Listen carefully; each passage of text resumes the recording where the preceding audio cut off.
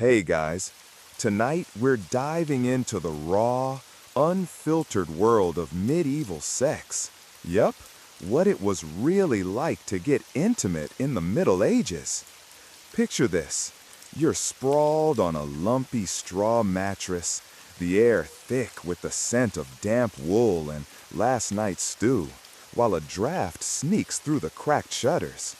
It's not exactly a candlelit mood setter, and honestly, you probably won't survive this without wishing for a time machine back to modern plumbing.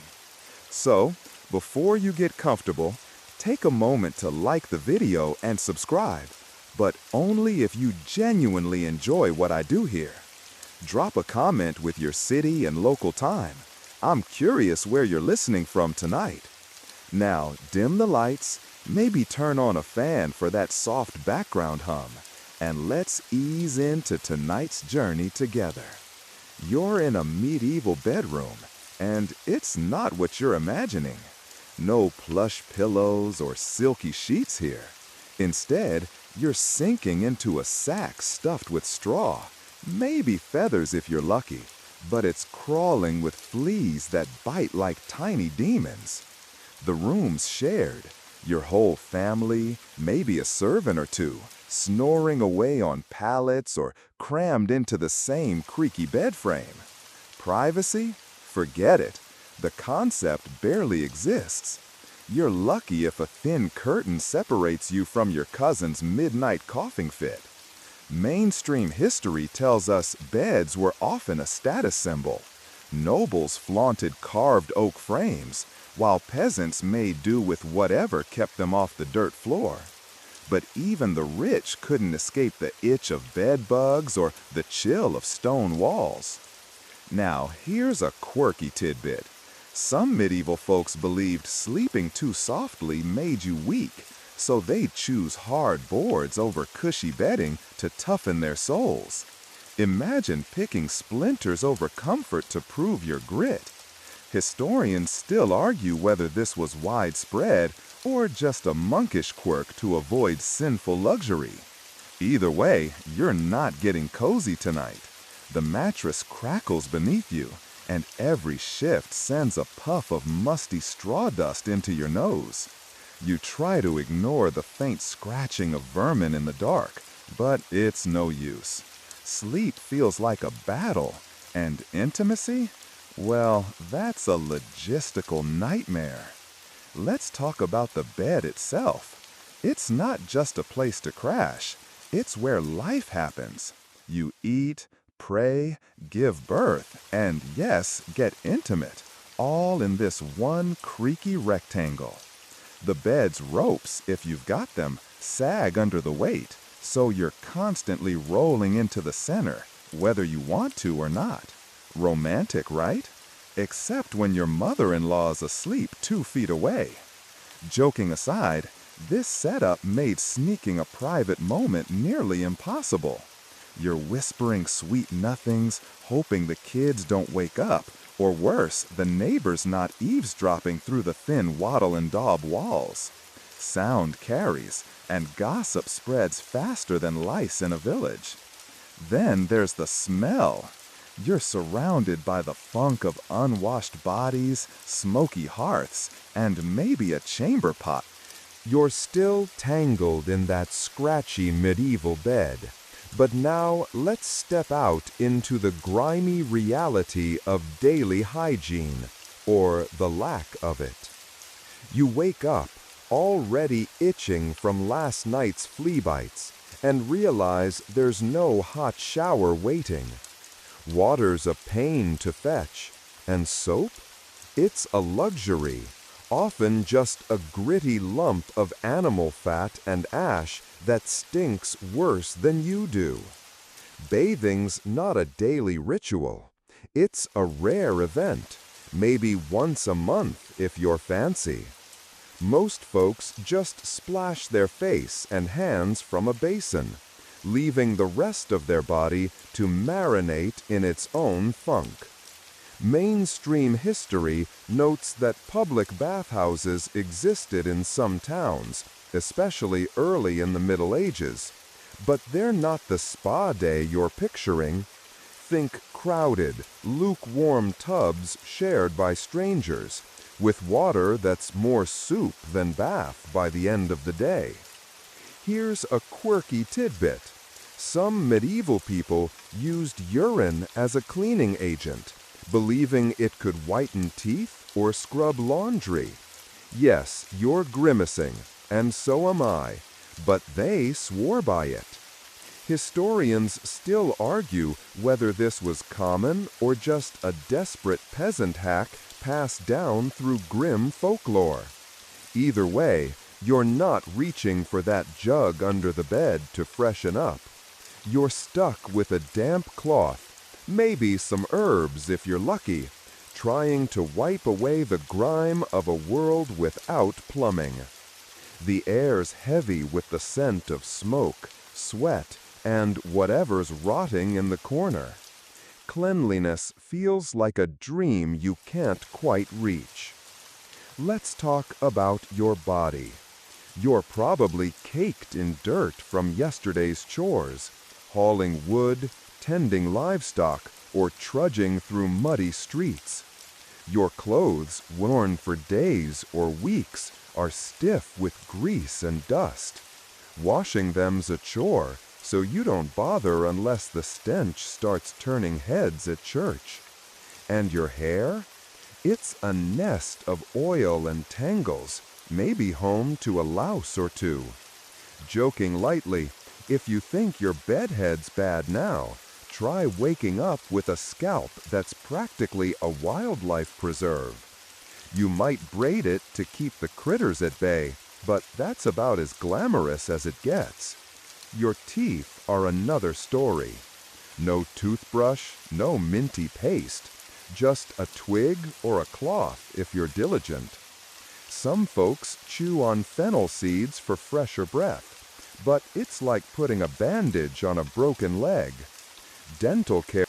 You're still scratching at yesterday's grime, but now you're stepping into the strange world of medieval courtship, where love, or at least the pursuit of it, comes with a rule book thicker than your straw mattress. You're not swiping right or sending flirty texts. You're navigating a maze of customs that feel like a high-stakes game of chess, with your family, church, and neighbors all watching your every move. Courtship isn't just about sparks. It's about alliances, dowries, and not getting excommunicated. Mainstream history tells us that marriage was often a contract, especially for the upper classes, where love was a bonus, not a requirement. Your parents might have picked your partner before you even hit puberty. Here's a quirky tidbit. Some medieval suitors gifted their beloveds love spoons or intricately carved combs, not just as tokens, but as proof they could afford to court. If your spoon's carvings were sloppy, good luck winning her dad's approval. Historians still argue whether these gifts were romantic gestures or just medieval flexes of wealth and skill. Either way, you're clutching a carved trinket, hoping it's enough to impress a potential match while dodging the village gossip mill. You're not just wooing her, you're wooing her entire clan, and one wrong move could tank your prospects. Picture yourself at a village festival, the air buzzing with pipe music and the smell of roasted mutton. You spot someone across the bonfire, and your heart does a little flip. But you can't just stroll over and charm them. First, you've got to follow the rules. If you're a man, you might start by offering a dance. Chaste, of course, with hands barely touching, because the local priest is hawk-eyeing you for lewd behavior. If you're a woman, you're expected to play coy, maybe dropping a handkerchief for your suitor to retrieve like it's some grand quest. It's all so staged it feels like a medieval rom-com, except nobody's laughing when a misstep could land you in a sermon about sin. The church looms large here. You're taught that lust is a one-way ticket to hell, so courtship's draped in layers of propriety. You might exchange letters, flowery ones, full of poetry about chaste devotion, because anything spicier could get you both in trouble. And don't even think about sneaking a kiss in the hayloft. If you're caught, you're facing public penance, or worse, a forced betrothal. Here's a gentle jab. If you think ghosting's rough today, try explaining to a priest why you held hands without a chaperone. You're sweating just thinking about it. Then there's the family factor. Your parents are less interested in your butterflies and more in what your match brings to the table: land, livestock, or a fat dowry. If you're a peasant, you've got a bit more freedom, but even then, your village elders have opinions. You're not just picking a partner, you're picking a future your whole community has to approve. And let's not forget the public nature of it all. Courtship often happens in plain sight: church steps, market squares, or harvest feasts, because privacy's as rare as a clean tunic. You're whispering sweet nothings while your nosy neighbor tallies your every word. For women, the stakes are higher. Your virtue is your currency, and one rumor could ruin you. You're expected to be modest, obedient, and just flirty enough to keep things moving without crossing into. You've made it through the awkward dance of medieval courtship, clutching your carved love spoon. But now you're standing at the altar, or more likely, the church porch, facing the ironclad reality of medieval marriage. This isn't a fairy tale wedding with rose petals and vows of eternal love. It's a binding contract, and you're signing up for a life where duty trumps desire. You're not just saying "I do" to your spouse, but to a web of expectations that could crush you faster than a bad harvest. Mainstream history shows marriage was a cornerstone of medieval society, often arranged to secure land, wealth, or peace between feuding families. Love was a happy accident, if it happened at all. Here's a quirky tidbit. Some couples were betrothed as kids, meeting their spouse for the first time on their wedding day, only to discover they're about as compatible as a cat in a bucket of water. Historians still argue whether these arranged unions led to more misery or just grudging acceptance. Either way, you're staring at your new partner, wondering if that fleeting smile at the feast was genuine or just good manners. The priest drones on, the crowd watches, and you're sealed into a union that's less about romance and more about survival. The rules of marriage are brutal. If you're a woman, you're now your husband's property, legally, socially, and even spiritually. You're expected to obey, bear children, and manage the household, whether it's a castle or a mud hut. Your husband's word is law, and if he's a jerk, your only escape is the grave or a nunnery, assuming you can afford it. Men, you're not off the hook either. You're responsible for providing, protecting, and keeping your wife in line. Fail at any of these, and the village whispers you're no man at all. Here's a light jest. If you think splitting the bill is pressure, try splitting a dowry negotiation with your in-laws' pitchforks at your back. The wedding night's no romantic getaway. Remember that shared bedroom from Section 1? You're back in it, probably with relatives snoring nearby, because privacy's still a myth. The bed's blessed by a priest to ensure fruitfulness, and the pressure's on to consummate, not for passion, but to make the marriage legally binding. Everyone's got an opinion on your performance, from your mother-in-law to the nosy neighbor who heard the bed frame creak. And if you're nobility, good luck. Your consummation might be witnessed by a gaggle of lords to prove it happened. Talk about stage fright. For women, marriage means surrendering your autonomy. Your dowry's handed over, your body's no longer yours, and your main job is producing heirs, preferably male ones. If you're barren, you're blamed, not your husband, and the gossip stings worse than those fleas. Men face their own grind. You're expected to be a provider, warrior, and moral example, all while dodging temptation from tavern wenches or noble ladies batting their eyes. Infidelity's a sin, but it's winked at for men, less so for women, who risk public shaming or worse. Another jest. If you think a bad Tinder date's awkward, try explaining a love letter to your wife's angry brothers. The church adds another layer of control. Marriage is a sacrament, not a choice you can just walk away from. Annulments are rare, requiring proof of something extreme, like non-consummation or a dodgy blood relation. Divorce? Not a thing, unless you're a king with a pope in your pocket. You're stuck, for better or worse, and worse is often the default. Yet, some couples find a rhythm, shared chores, late-night talks, maybe even affection. As you lie in that creaky bed, staring at your new spouse, you wonder if you'll be allies or enemies in this lifelong deal. The next challenge, childbirth, looms like a storm on the horizon. You're bound by marriage now, lying in that creaky, flea-infested bed.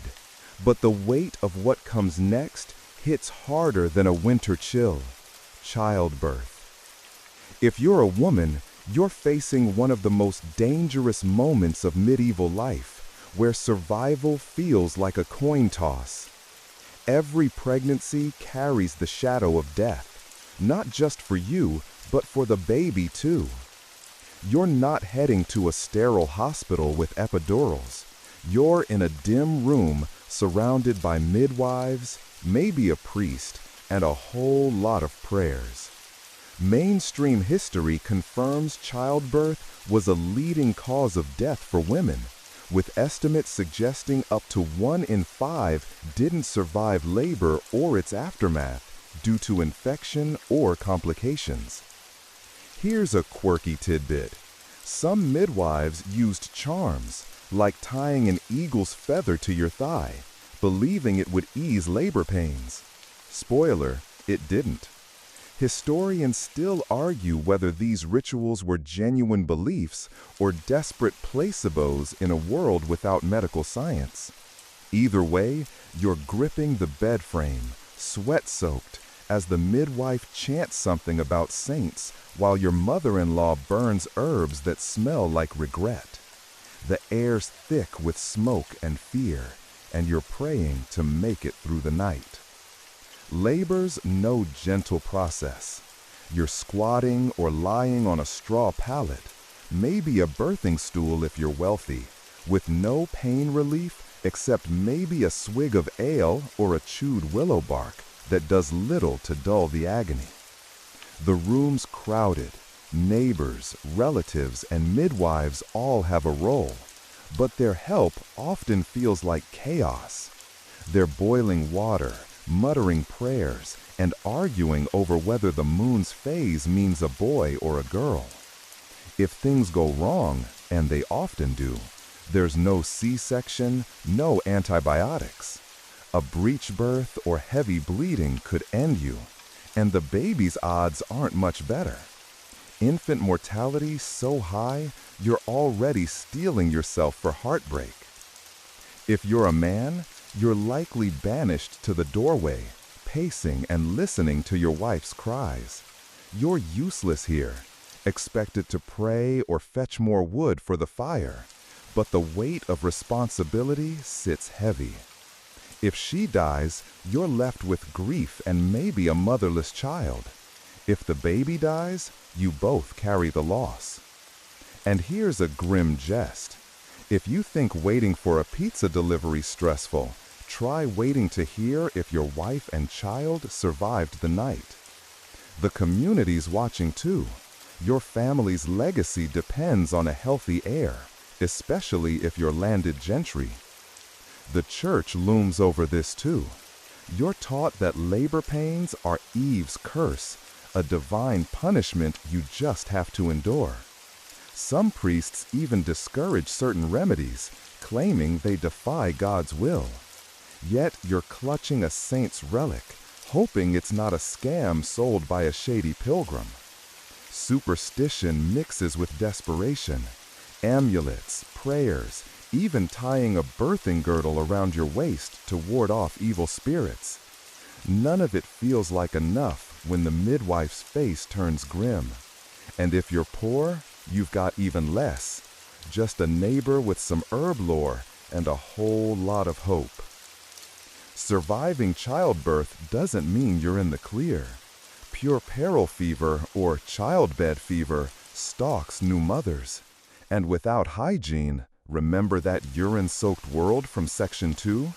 Infection spreads fast. You're supposed to stay in bed for weeks, a ritual called lying in. But that's a luxury peasants can't afford. You're back to churning butter or hauling water days later, baby strapped to your chest, praying you don't collapse. And let's not forget the pressure to conceive again. Your worth's tied to producing heirs, and the cycle starts anew. As you cradle your newborn or mourn a loss, you realize childbirth's not just a miracle. It's a gamble with brutal odds. Next, you'll face the wild world of preventing it. You've survived the harrowing ordeal of childbirth, or maybe you're still reeling from its shadow, but now you're staring down another medieval minefield, contraception. In a world where another pregnancy could be a death sentence, you're desperate to avoid it. But the options are as bizarre as they are risky. You're not popping into a pharmacy for a neat little pill. You're rummaging through folklore, herb patches, and whispered remedies that sound like they belong in a witch's cauldron. Mainstream history tells us that medieval people did try to control family size, especially peasants who couldn't afford another mouth to feed, using methods that ranged from clever to downright dangerous. Here's a quirky tidbit.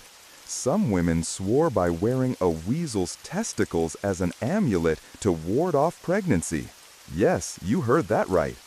Historians still argue whether this was a widespread practice or just a bizarre outlier in the tapestry of medieval desperation. Either way, you're eyeing that dubious charm hanging around your neck, wondering if it's worth the smell and the village gossip. You're already dodging judgmental stares from the priest who thinks any attempt to thwart God's will is a sin. So you're keeping this quiet. Let's talk about the herbal route. You're chewing on rue or sipping a tea made from pennyroyal, plants rumored to prevent conception or end a pregnancy early. The catch? They're toxic in the wrong dose, and nobody's got a measuring spoon. One wrong sip, and you're not just preventing a baby, you're doubled over, praying you survive the night. Midwives pass down these recipes, but it's all trial and error, and the error part's brutal. You might try a poultice of wild carrot seeds smeared on your skin, hoping it does something magical. Spoiler, it's about as effective as wishing on a star, but you're desperate enough to try. Then there's the physical stuff. You've heard whispers about barriers, like linen cloths or beeswax plugs, but good luck getting those to work in a world without modern sanitation. Remember that grimy bedroom from Section 1? You're not exactly sterile when you're dodging fleas and shared chamber pots.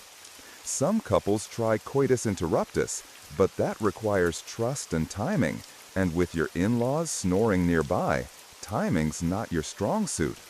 Here's a light jest. If you think syncing Netflix with your partner's tough, try syncing that move in a creaky bed with an audience. The church, of course, has opinions. Contraception's a sin, they say, because every act's supposed to aim for procreation. But you're practical. You've seen too many women die in childbirth, like in Section 5, or families starve because of too many kids. So you're sneaking these remedies, hiding herbs under the floorboards, or muttering charms when the priest's not looking. Some folks even try abstinence, but in a marriage where heirs are the goal and privacy's a myth, that's easier said than done. And let's be real, after a long day of hauling manure, a little intimacy might be your only escape. There's also the rhythm method, sort of. You're tracking your cycle by the moon or your best guess, but medieval biology's fuzzy at best. Nobody's teaching you about ovulation. They're too busy arguing if women even contribute to conception or just host the man's seed. It's a gamble, and the stakes are your health, your family's survival, or your soul, depending on who you ask. Here's another jest. If you think forgetting your phone charger's a crisis, try forgetting which herb stops a baby and which one stops your heart. As you swallow a bitter brew, hoping it works, you realize contraception is not just about control. It's about defying a world that's stacked against you. Next up, the rigid rules of who gets to love whom. You're still clutching that questionable weasel charm contraceptive, hoping it keeps another pregnancy at bay. But now you're wading into the suffocating world of medieval gender roles, where every step of your intimate life is dictated by rules as rigid as the oak beams holding up your roof. You're not just a person, you're a man or a woman, and that label locks you into a script written by church, custom, and community. Intimacy isn't a private dance. It's a performance where everyone knows their place, or else. Mainstream history shows that medieval society was built on strict hierarchies, with gender roles rooted in biblical teachings and feudal duties, shaping everything from marriage beds to market stalls. Here's a quirky tidbit. Some medieval men wore padded codpieces to flaunt their masculinity, turning a practical garment into a bold statement of virility. Historians still argue whether this was about sexual confidence or just keeping up with fashion's absurd trends. Either way, you're a man strutting through the village, hoping your codpiece doesn't scream trying too hard, or a woman dodging snickers as you navigate a world that expects you to stay silent and submissive. Your role's clear, but it's a tight fit, and stepping out of line could unravel everything. If you're a woman, your life revolves around being a wife, mother, or nun. There's no single and thriving option. Your body's purpose is tied to producing heirs, managing the hearth, and keeping your husband's reputation spotless. You're expected to be chaste before marriage, fruitful after, and always obedient. Want to flirt or take charge in the bedroom? That's a scandal waiting to happen. The church says your desire's dangerous, a spark that could lead to sin. So you're keeping your eyes down, even if your heart's racing. And here's a jest.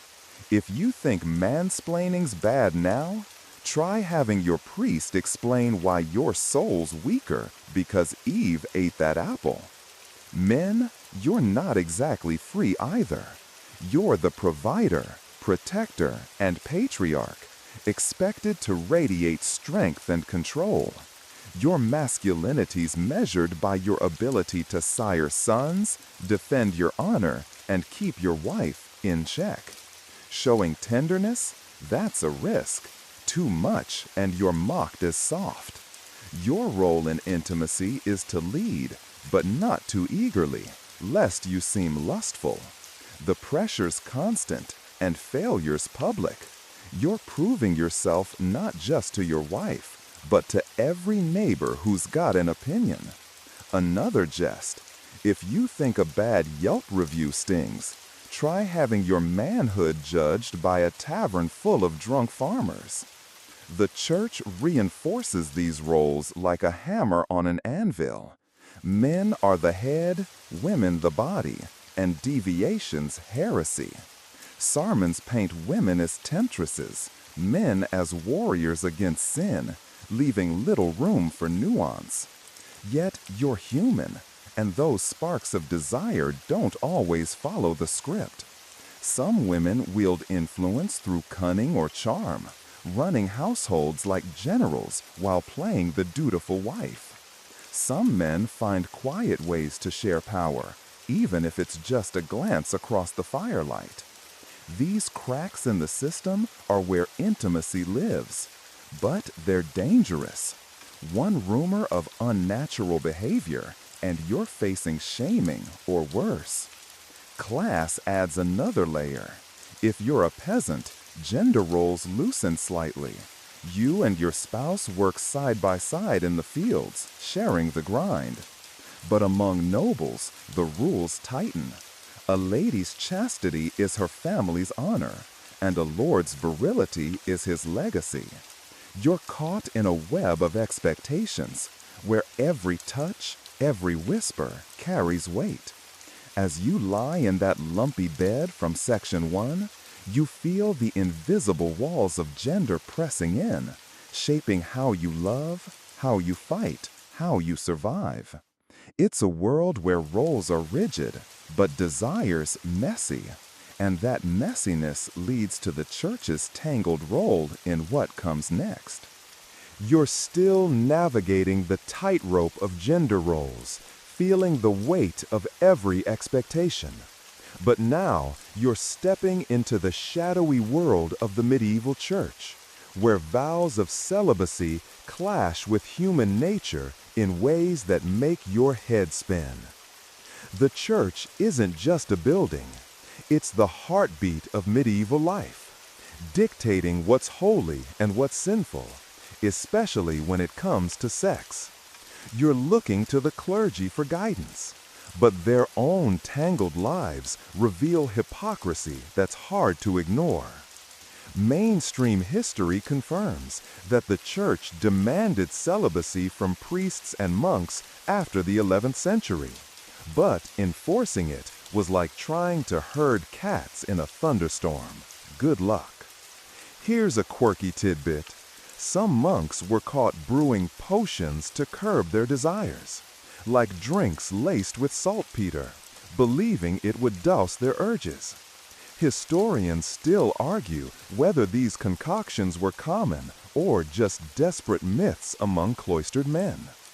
Either way, you're picturing a monk sneaking a sip of that bitter brew, grimacing as he prays it works, while you're stuck wondering how anyone kept a straight face in this world of contradictions. The church preaches purity, but you're hearing whispers of priests with mistresses and convents that aren't exactly nunneries of virtue. You're in a village church, the air heavy with incense and judgment. The priest's sermon rails against lust, calling it a fire that burns souls. But you've heard the gossip. He's got a housekeeper who's suspiciously close. Celibacy's the rule, but it's more like a suggestion for some. Bishops turn a blind eye if the priest's discreet, because replacing him's a hassle. If you're a peasant, you're torn. You need the church's blessing for your marriage, your kids, your crops. But you can't help smirking when the priest lectures you on chastity. Here's a jest. If you think your boss's hypocrisy's bad, try confessing your sins to a priest who's hiding his own. For women, the church's grip is tighter. You're told your body's a vessel for sin, and your only path to holiness is virginity or motherhood, nothing in between. Nuns take vows of chastity, but convents aren't always sanctuaries. Some become dumping grounds for unwanted daughters, and rumors swirl about secret affairs or even pregnancies hushed up by powerful families. If you're a laywoman, you're confessing every stray thought to a priest who might be judging you while dodging his own scandals. The double standard's glaring. Men's slips are winked at, but a woman's misstep could land her in a pillory or worse. Men aren't free either. You're expected to be fruitful within marriage, but stray too far, and the church calls you a fornicator. Monks and priests, supposedly above it all, face their own temptations. Monasteries are isolated, filled with young men sworn to celibacy. And let's just say, human nature doesn't always cooperate. Some turn to prayer, others to those sketchy potions, and a few to clandestine trysts. The church's solution? More rules, more confessions, more guilt. You're caught in a cycle of sin and penance, whispering your desires in a dark confessional, hoping the priest doesn't recognize your voice. The hypocrisy shapes intimacy for everyone. You're trying to love or lust within the church's rules, but the clergy's own failures make it feel like a rigged game. Sermons praise chastity while pardoning the powerful, leaving you to navigate the gap between doctrine and reality. Here's another jest. If you think dodging spoilers is tough, try dodging a priest's side eye when you confess a stolen kiss. As you kneel in that pew, the weight of the church's contradictions settles over you, and you realize even the holiest men are tangled in the same messy desires. Next, you'll wander into the open secret of medieval sex work. You're still reeling from the church's hypocritical grip on your desires, but now you're slipping into the dimly lit alleys of medieval towns, where prostitution thrives as an open secret nobody talks about, but everyone knows. You're not in some romanticized tavern scene. You're navigating a world where sex work is both a lifeline and a lightning rod for judgment. It's everywhere, tucked behind market stalls, in bathhouses, or even sanctioned by city officials who profit from it. Mainstream history shows that prostitution was regulated in many medieval cities, with brothels licensed and taxed, especially in places like London or Paris, where authorities saw it as a necessary evil to keep men from worse sins. Here's a quirky tidbit. Some towns forced prostitutes to wear distinctive clothing, like yellow cloaks or striped hoods, so they couldn't blend in with respectable women. Historians still argue whether this was about control or just a way to shame them into quitting. Either way, you're walking past a woman in a bright sash, her eyes sharp with defiance, and you can't help but wonder about her story. The air smells of ale and mud, and the tavern's laughter barely masks the whispers of deals struck in the shadows. You're in a bustling market town, and the brothel's not hard to find. Maybe it's a rickety house with a red cloth hanging out front, or a bathhouse doubling as a house of negotiable affection. The women here aren't all victims. Some choose this life for survival, trading their bodies for coin to escape starvation or debt. If you're a man, you might be tempted.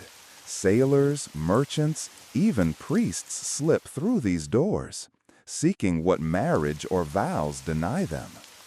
But it's risky. The church calls it sin, and disease is a roll of the dice in a world without hygiene. Remember that murky bathwater from Section 2? Syphilis isn't named yet, but its cousins are already wreaking havoc. If you're a woman, you're judging or pitying from a distance, knowing one wrong step, widowhood, a bad marriage, or a single rumor could land you here too. Prostitutes are scapegoats, blamed for moral decay, yet they're also vital to the town's economy. Some brothels are run by women, shrewd madams who navigate the law and the church with cunning. You're torn between admiration and fear, because this life's a tightrope. Here's a jest. If you think dodging a parking ticket's tricky, try dodging a priest's sermon while running a medieval brothel. The regulations are strict but bizarre.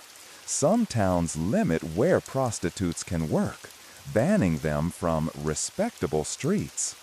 Others demand they attend church, ironic, given the sermons they'd hear. Fines are common, but so are bribes, and powerful men often protect their favorite houses.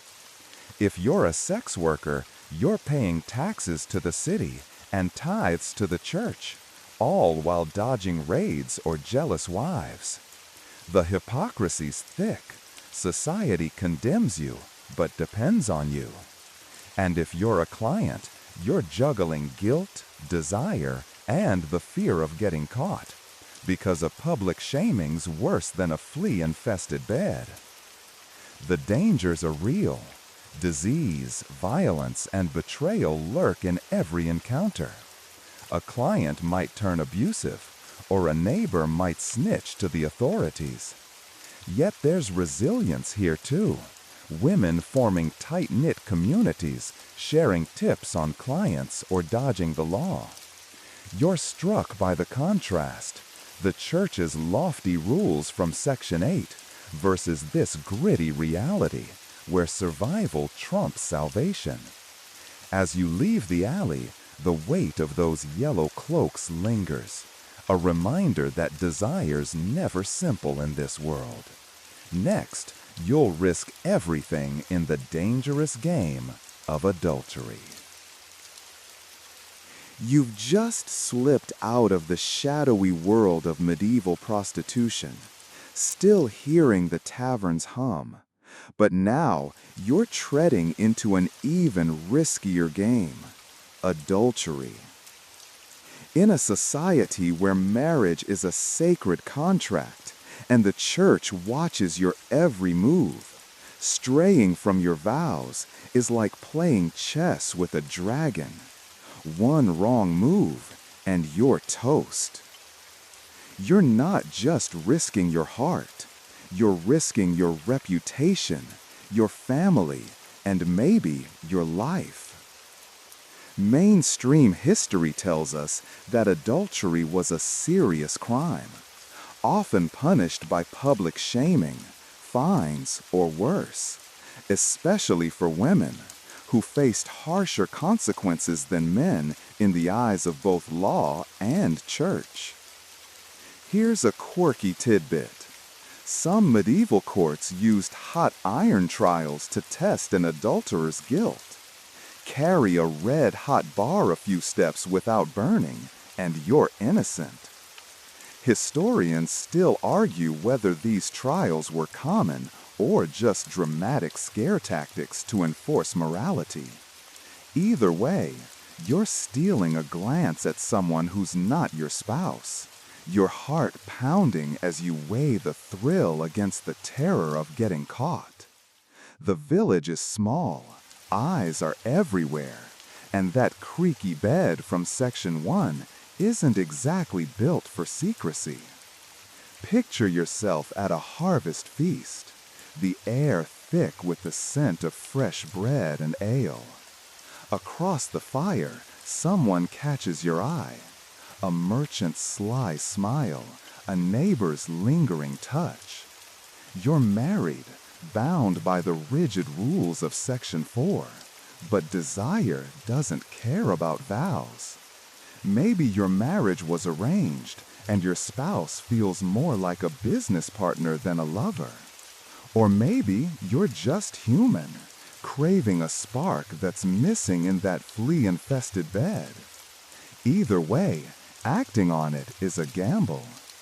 If you're a woman, one whisper of infidelity could land you in a pillory, your head shaved, or worse, cast out by your family. Men, you might get a fine or a lecture, but the double standard's glaring.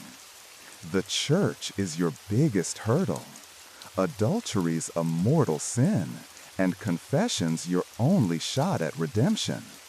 Except you're confessing to that priest from Section 8 who might have his own secrets. You're whispering your sins in a dark booth, hoping he doesn't spread the word. Penance could mean fasting, public apologies, or even a pilgrimage. But forgiveness doesn't erase the gossip. Your neighbors are watching, ready to turn a stolen kiss into a village scandal. Here's a jest. If you think getting caught texting an ex is bad, try explaining a love letter when your spouse got a pitchfork. The risks aren't just social. If you're a noble, adultery could spark feuds or ruin alliances. Your fling might cost your family a castle. For peasants, it's less about politics and more about survival. A betrayed spouse might retaliate, and village justice is brutal. Think public floggings or being dunked in the river. Yet the stories persist.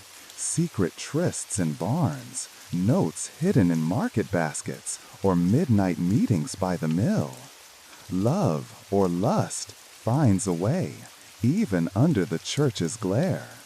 Some couples pull it off, keeping their secrets until the grave. Others, they're the cautionary tales sung by bards. The thrills intoxicating, but the fears constant.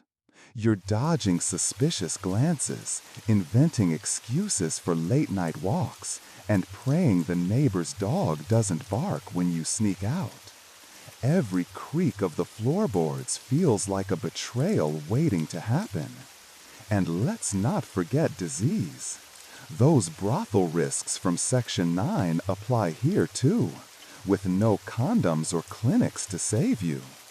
Here's another jest. If you think forgetting a date's name is awkward, try explaining a love letter when your spouse got a pitchfork. The risks aren't just social. If you're a noble, adultery could spark feuds or ruin alliances. Your fling might cost your family a castle. For peasants, it's less about politics and more about survival. A betrayed spouse might retaliate, and village justice is brutal. Think public floggings or being dunked in the river. Yet the stories persist. Secret trysts in barns, notes hidden in market baskets, or midnight meetings by the mill. Love or lust finds a way, even under the church's glare. Some couples pull it off, keeping their secrets until the grave. Others, they're the cautionary tales sung by bards. The thrills intoxicating, but the fears constant. You're dodging suspicious glances, inventing excuses for late-night walks, and praying the neighbor's dog doesn't bark when you sneak out. Every creak of the floorboards feels like a betrayal waiting to happen. And let's not forget disease. Those brothel risks from Section 9 apply here too, with no condoms or clinics to save you. Here's another jest. If you think forgetting a date's name is awkward, try forgetting which lie you told your spouse about where you were last night. As you slip back into your bed, heart racing from a stolen moment, you know this game's dangerous. But the next hurdle, medieval medicine's take on sex, is a whole different kind of wild. You find yourself standing in the middle of a muddy street in a small medieval town. The year is 1342. and the air smells faintly of damp straw and something you'd rather not identify. The sun is barely up, casting a weak, grayish light over the thatched roofs and crooked wooden houses. You're not sure how you got here, but your modern clothes, jeans and a hoodie, stand out like a sore thumb against the rough wool tunics and cloaks of the townsfolk shuffling past. They don't seem to notice, though, too busy hauling buckets of water or muttering about the price of barley. You've been dropped into a world where medical knowledge is a mix of half-truths, superstition, and outright absurdity. And somehow, you're about to get a front-row seat to it all. You wander toward a stone building with a low door, its sign creaking in the wind, painted with a crude image of a mortar and pestle. Inside, the air is thick with the scent of herbs, some familiar, like mint, others sharp and strange. A man in a long robe, his beard streaked with gray, stands behind a wooden table cluttered with jars of dried leaves and what looks like a sheep's bladder. He's the town's physician, or so he claims, and he's arguing with a woman clutching a basket of eggs. She's insisting her husband's cough is caused by a demon in his chest, and the physician nods sagely, suggesting a poultice of nettle and ox dung to draw the spirit out. You raise an eyebrow, but keep quiet, leaning against the wall to listen. The physician notices you and beckons you closer, his eyes narrowing as he takes in your odd attire. "You there," he says, "you look learned. Tell me, what know you of the body's humors?" You hesitate, unsure whether to explain germ theory or play along. You choose the latter, mumbling something about blood and bile, hoping it's vague enough to pass. He nods approvingly and launches into a lecture about the four humors: blood, phlegm, yellow bile, and black bile, which, he insists, must be balanced for health. Too much phlegm, he says, makes a man sluggish, while excess black bile causes melancholy. You nod, trying not to laugh, as he describes bleeding a patient to release the bad blood, or purging them with herbs that sound more likely to kill than cure. As he drones on, you recall that medieval medicine was built on the theories of ancient Greeks like Hippocrates and Galen, who believed the body was governed by these humors, each tied to an element and a temperament. Blood was linked to air and a sanguine disposition, phlegm to water and calmness, yellow bile to fire and anger, black bile to earth and sadness. The physician's shelves are lined with remedies to adjust these humors, leeches for bleeding, emetics to induce vomiting, and concoctions to flush out whatever's out of balance. You wince as he proudly shows you a jar of leeches, their slimy bodies wriggling in murky water. The woman with the eggs interrupts, asking about her daughter, who's of marriageable age but hasn't yet flowered. The physician strokes his beard and declares it's because her womb is wandering in her body, a common affliction, he says, for virgins. You bite your lip to stifle a groan. This idea, straight from ancient texts like the Hippocratic Corpus, held that a woman's uterus could float around her body, causing hysteria or illness if it wasn't anchored by pregnancy or regular intercourse. To fix it, he prescribes a foul-smelling poultice to lure the womb back, and a marriage to settle her humors. The woman nods, grateful, and you marvel at how confidently wrong he is. You step outside for some air, your head spinning from the absurdity. The street is busier now, with a butcher hacking at a slab of meat and children chasing a scrawny dog.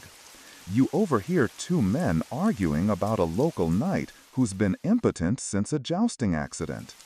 One insists it's because his vital heat was extinguished by a cold wind during the tournament, while the other blames a witch's curse.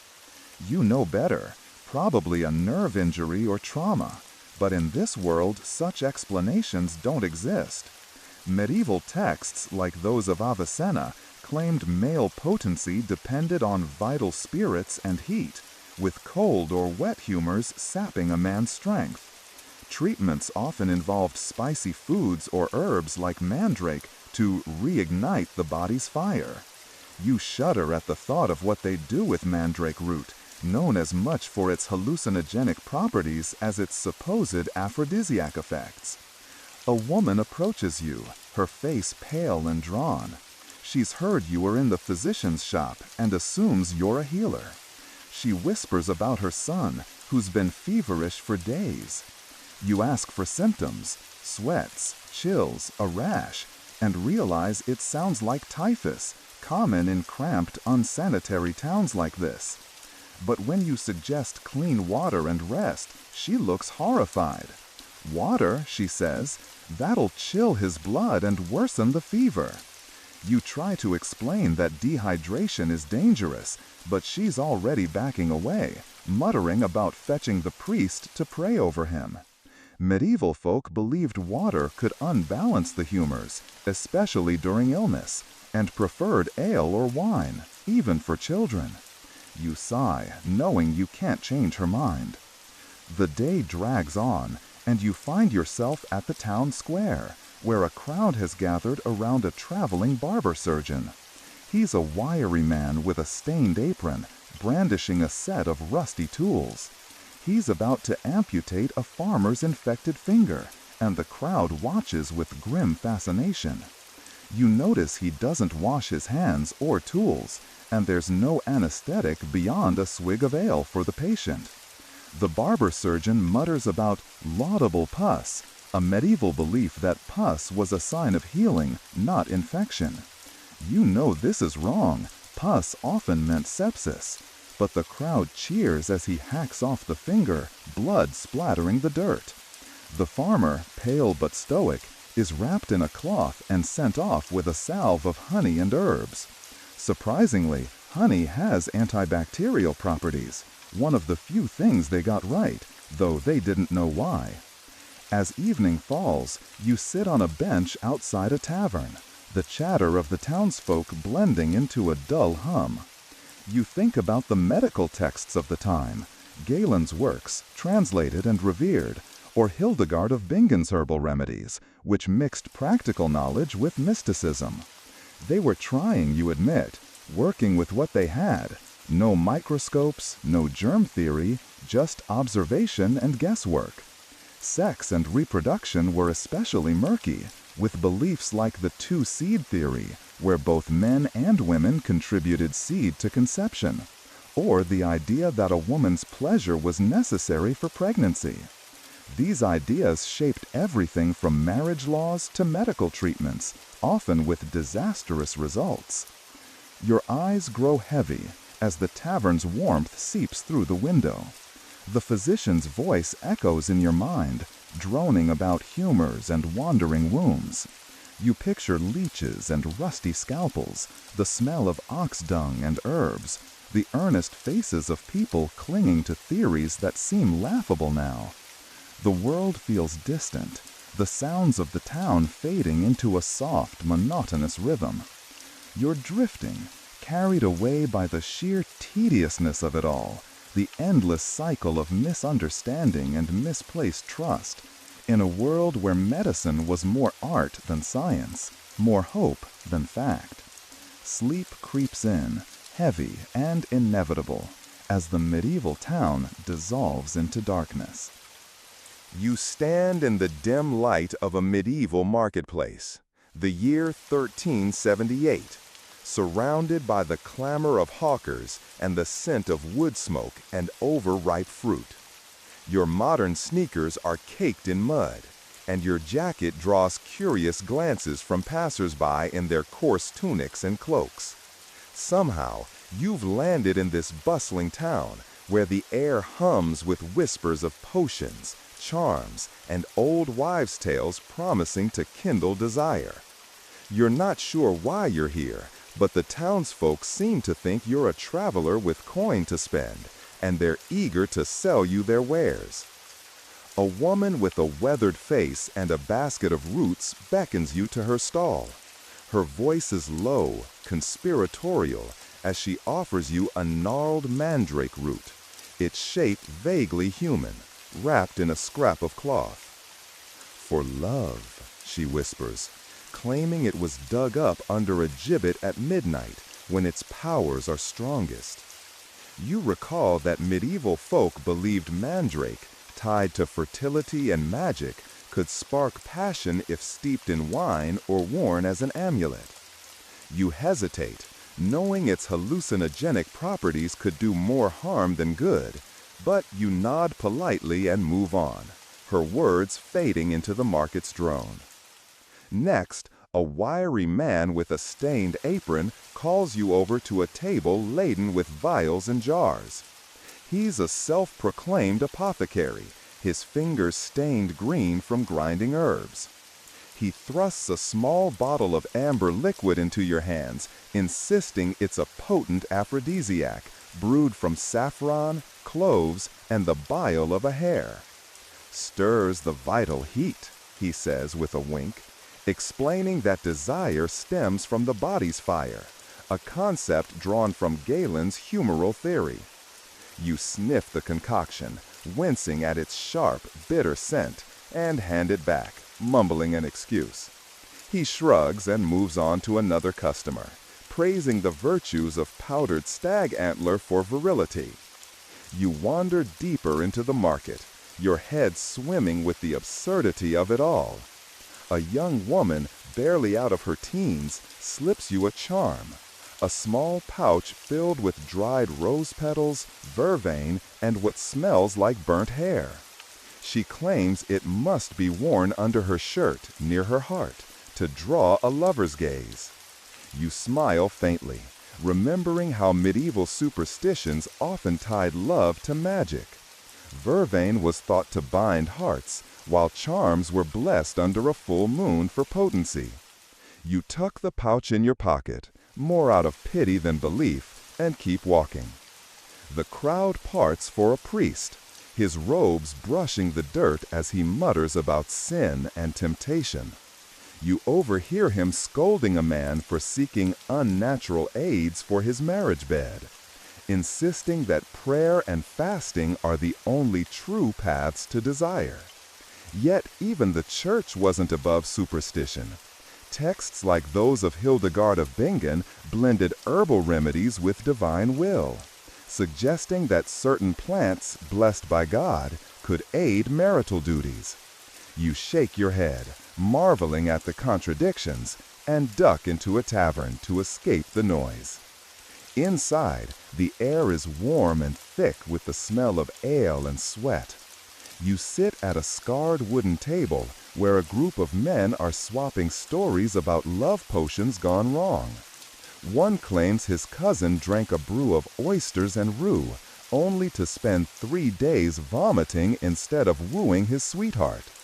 Another laughs, recounting how a charm made from a rooster's comb failed to win his wife's affection but attracted every stray cat in the village. You listen, half amused, half drowsy, as they debate the merits of aphrodisiacs, like ambergris, a whale secretion prized by alchemists, or the heart of a dove, thought to carry love's essence. A barmaid sets a mug of ale before you, unasked, and you sip it slowly, its weak, sour taste grounding you in this strange world. She leans in, offering a tip. Crush dried mint with honey and smear it on your wrists to make your blood sing. You nod, knowing mint was valued for its supposed warming properties, believed to stoke passion by balancing the humors. The barmaid's eyes linger on you, but you're too tired to care, your mind drifting to the historical roots of these beliefs. Medieval aphrodisiacs often came from exotic trade routes. Spices like cinnamon or cloves, costly and rare, were thought to heat the body, while local herbs like yarrow or lovage were more accessible but no less revered. You step outside as the sun dips low, casting long shadows over the cobblestones. A peddler, his cart creaking under the weight of oddities, calls you over. He holds up a polished stone etched with a rune, claiming it was blessed by a wise woman to ensure fidelity. You decline, but he presses on, offering a vial of dragon's blood, likely just tree resin, said to make any man or woman irresistible. You think of the medieval obsession with blood, tied to life and vitality, and how even resins were imbued with mystical powers. The peddler's voice fades as you walk away, the market's hum blending into a monotonous buzz. By now, your legs ache, and the weight of the day settles over you like a heavy cloak. You find a bench near the town's edge, where the noise is softer, and sit, watching the sky turn a dull gray. The charms and potions swirl in your mind. Mandrake, saffron, vervain, all rooted in a world where desire was as much a matter of magic as biology. You recall Avicenna's writings, which claimed love could be sparked by aligning the body's spirits, or the Trotula texts, which offered recipes for women's fertility and allure. None of it worked, not really, but the hope was enough to keep these markets thriving. The air grows cooler and your eyelids droop. The peddler's voice, the barmaid's advice, the apothecary's boasts, they merge into a single droning hum, as repetitive as the creak of a cartwheel. You think of the countless souls who pinned their hopes on these remedies, chasing love with roots and runes, unaware that their bodies were governed by forces no potion could touch. The town fades, its colors blurring, and sleep creeps in, slow and heavy, pulling you under as the world of superstition and strange brews dissolves into quiet darkness. You find yourself crouched behind a heavy tapestry in a drafty tassel corridor. The year 1391. The stone walls cold against your modern jacket. The air smells of wax and damp wool, and the faint flicker of torchlight casts shadows that dance across the floor. You're not sure how you ended up here, sneaking through the private quarters of a medieval noble family, but the whispers of scandal drew you in. The nobility's bedrooms, hidden behind velvet curtains and guarded doors, are where secrets fester, and you're about to glimpse the decadent, messy lives of those who rule. The tapestry muffles the sound of footsteps, and you peer through a gap as a lady-in-waiting hurries past, her face flushed. She's carrying a folded letter, sealed with wax, and you catch a whiff of rosewater as she disappears around a corner. You've heard rumors in the castle's kitchens, where servants gossip over bread and ale, that the lord's young wife has been receiving gifts from a visiting knight. Such affairs were common, you recall, in a world where marriages were forged for land or alliances, not love.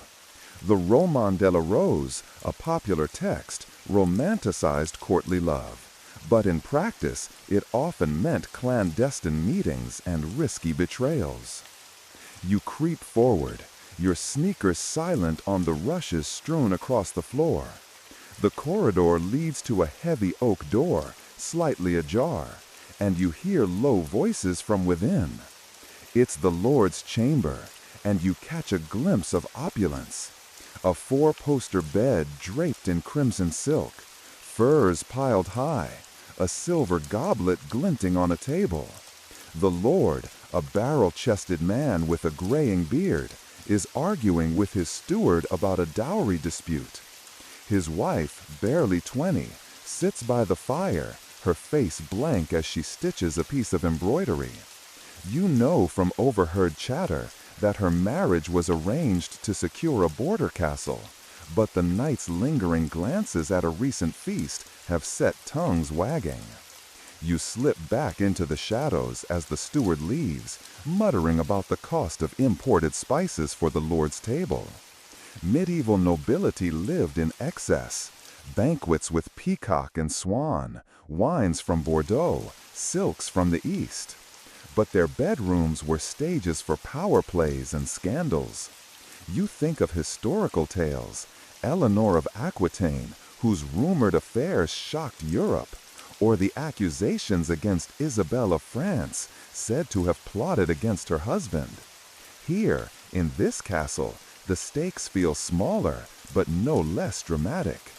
The lady's glances at the knight could mean disgrace, or worse, if the lord's temper flares. A clatter from the next room startles you, and you edge toward a narrow window to avoid being seen. Outside, the courtyard is quiet, save for a stable boy leading a horse. You overhear two maids whispering as they pass, one giggling about a charm the lady slipped under her husband's pillow, a mix of vervain and amber meant to reignite his vigor. You stifle a yawn, recalling that such charms were common, rooted in beliefs about humors and vital spirits.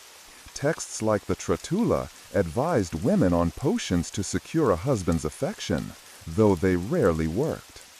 The maids move on, and you wonder if the lady's efforts are less about love and more about keeping the knight's advances at bay. You follow a spiral staircase down to a lower hall, where a minstrel strums a lute, singing of a knight's devotion to a fair lady. The melody is slow, repetitive, and you feel your eyelids grow heavy. The song's lyrics hint at scandal, veiled references to a noble woman's wandering heart. And you realize the castle's walls are thin, its secrets barely contained. Courtly love was a dangerous game, often cloaked in poetry, but leading to ruin.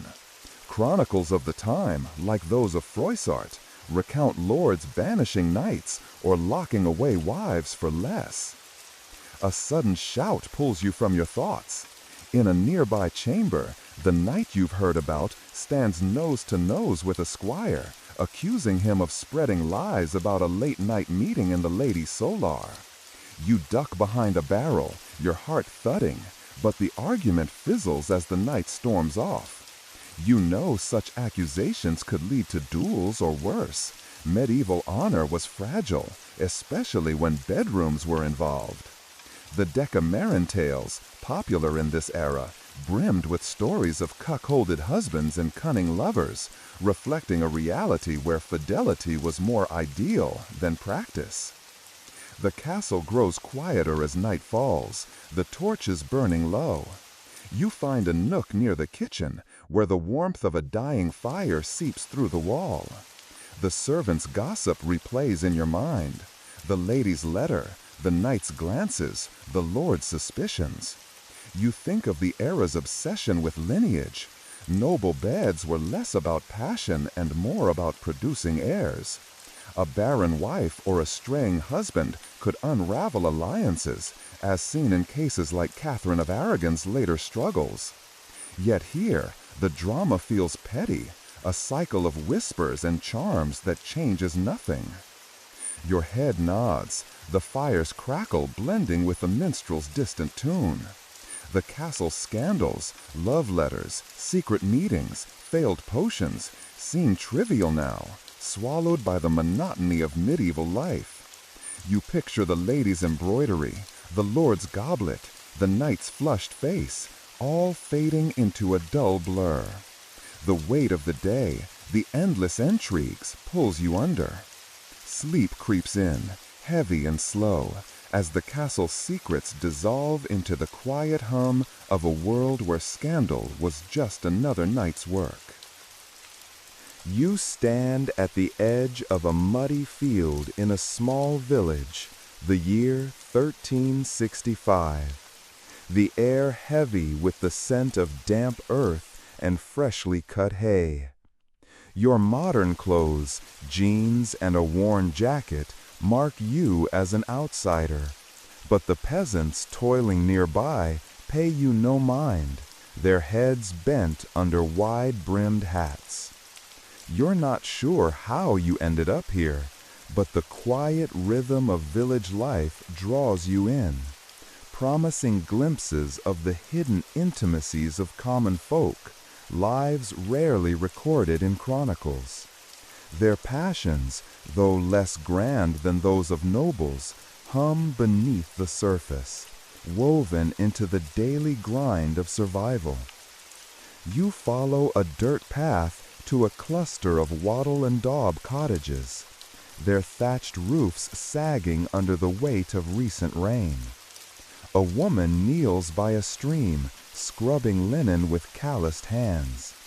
She hums a soft tune, and you catch a faint smile as a man, her husband perhaps, pauses his wood chopping to toss her a playful remark about her singing. Their laughter is brief, swallowed by the clatter of work, but it hints at a bond forged in shared labor. You recall that peasant marriages, often arranged for practical reasons like shared land or livestock, could still foster quiet affection, rarely spoken of in medieval texts. Inside one cottage, you peer through a narrow window, the air inside thick with the smell of barley stew simmering over a fire. A young couple sits close on a bench, their knees touching as they share a loaf of coarse bread. The woman tucks a strand of hair behind her ear, her fingers brushing his hand, and he grins, a small, private moment that feels like a secret. You know from historical accounts, like those in manor court records, that peasants found ways to court despite their hardships. Stolen glances at harvest festivals, promises whispered under oak trees. Love was practical, but not without warmth. You move on, passing a group of women spinning wool by a communal oven. Their chatter is low, punctuated by giggles, as one recounts how her neighbor's son slipped a sprig of lavender into a girl's apron at the last market fair. Lavender, you recall, was a humble token of affection, its scent believed to stir the heart, according to folklore. The women tease about a charm, tying a knot in a willow branch under a new moon to ensure the girl's affection. Such superstitions, drawn from oral traditions rather than learned texts, shaped peasant romances, offering hope in a world of toil. The village square is quiet, save for a peddler hawking ribbons and a fiddler playing a slow, repetitive tune for a handful of children. You overhear two men leaning against a cart, grumbling about a local widow who's been too friendly with a traveling tinker. Their tone is more amused than judgmental, and you realize that peasant communities, bound by necessity, often turned a blind eye to such indiscretions, provided they didn't disrupt the harvest or the church's rules. Medieval records, like those of the English peasantry, show fines for lewd behavior, but also tolerance for human failings. You slip into a barn, seeking shelter from a sudden drizzle. Inside, a young man and woman are stacking hay, their movements slow, almost deliberate, as if prolonging their time together. She tosses a handful of straw at him, and he catches her wrist, laughing softly. They freeze, glancing at the door, then relax when they see no one but you, a stranger they barely notice. You think of the fabliaux, bawdy tales that mocked peasant passions, but also captured their earthy humor, their stolen moments in barns or fields. Unlike nobles, these folk had no grand beds or silks, just the rough comfort of each other's company. The rain stops, and you wander to the village's edge, where an old woman tends a small herb garden. She offers you a sprig of mint, saying it's for a happy bed, her eyes twinkling with mischief. You nod, knowing herbs like mint or rosemary were peasant staples, used as much for cooking as for folk remedies to spark desire or ease childbirth.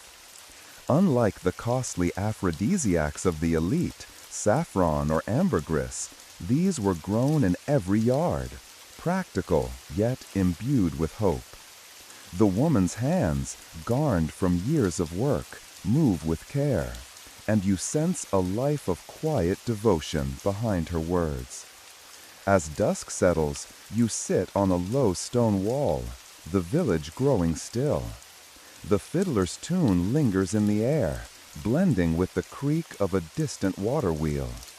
You think of the couple in the cottage, the lavender sprig, the barn's fleeting laughter, small intimacies that history rarely names. Peasant lives were shaped by survival, their loves tucked into moments between sowing and reaping. Court records and church sermons hint at their stories. Fines for couples caught in haylofts, baptisms of children born too soon after weddings. Yet these fragments reveal a stubborn tenderness, a refusal to let hardship snuff out warmth. Your eyelids droop, the village's rhythm lulling you. The hum of daily life, chopping wood, scrubbing linen, whispered jokes, becomes a monotone drone, each sound blending into the next. You picture the woman's smile by the stream, the man's grin over bread, the widow's rumored fling, all fading into a soft blur. The weight of their quiet passions, uncelebrated but enduring, settles over you. Sleep creeps in, slow and heavy, as the village's hidden stories dissolve into the gentle, endless hum of a world where love was found in the smallest of moments. You sit on a low wooden stool by a dying fire in a medieval village, the year 1387. The night air thick with the scent of cooling earth and smoldering ash. Your modern clothes, faded jeans and a soft sweater, feel out of place in this world of rough wool and flickering shadows. But no one notices you, a silent observer in the quiet dark. The village is hushed, save for the occasional creak of a shutter or the distant bark of a dog. You're here to reflect on the fleeting joys and dangers of medieval love, its whispers carried on the night's breath, fragile as the embers before you.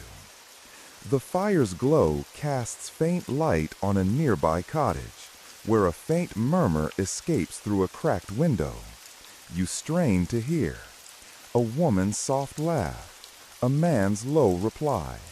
They're young, likely newlywed, their voices laced with the cautious joy of stolen moments.